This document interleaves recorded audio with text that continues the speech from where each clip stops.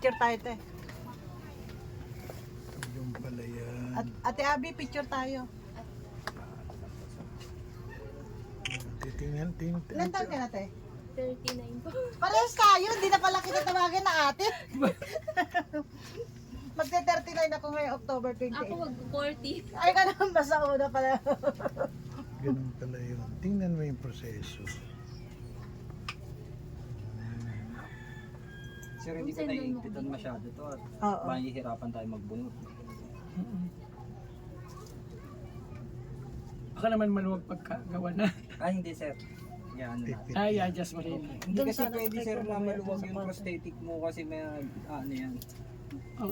Ma... Kaya na malaman ko rin kung kailan kayo babalik pa. Ate, 3 to Sa 4 labas weeks. na ako, Oo. bababa na ako kung saan akong bababa doon. Pag yung kailan yung settle na pagbalik namin, iti-text ko kay Ateng para sabihin sa'yo. Para mag-ready ako doon ako sa baba. Oo. Mag-PPM naman si Abby sa akin and then i-PPM sa'yo ni Ateng. Oo, sige. Kailan malaman din ni ano, no? Paano ka makapag-exercise? Nag-exercise ka sir?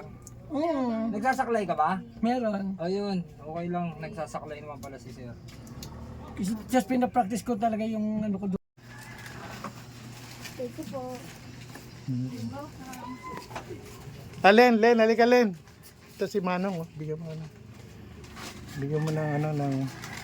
Gusto yung Jollibee, Manong? Oo, ito. Yung para... Kaya. Ito, yung Jollibee na lang. Ito na lang. Ito bigay ko na lang ito sa bata. Yung pambata ito. Sige. Oh. Ito si Manong, bigyan mo na ano, yung tumutulo yung kanyang ano. Oh. Medyo na po natulog Oh. kasi. Oo, thank you. Oo. Okay na yan. Oo. Ayan, oo. Ayan, sa bata lang. Oo. Oo. Okay na yan. Oo. Ayun yung bata rin, no? Yung bata na. Oo. Ito yung mga bata o sa gilid ng motor. Oo. Ayan. Oh, isa lang yan bigay mo. Oo.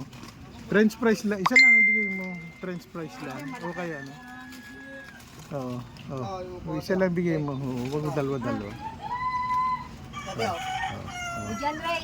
Ano lang? Ano sasabihin mo? Oo. Thank you. Oo. Na-forget na agad. Oo. Aray.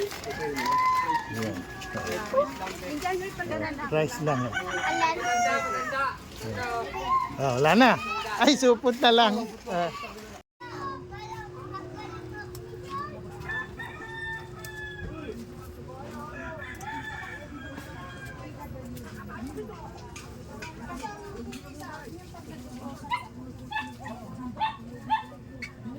Hindi sa akin yung yung ID lang kailangan yung pero nagagamit mo ba pag yung halimbawa Hindi ko paano kasi hindi mo na ako namimili pa eh. ang gana lang sabihin hindi mo pa nagamit Bigay ko muna sa inyo. saka ID kasi hahanapin din yung ID mo kasi sa akin Sige. kasi 2 beses na ako nag-grocery malaking bagay din yung 20% di ba?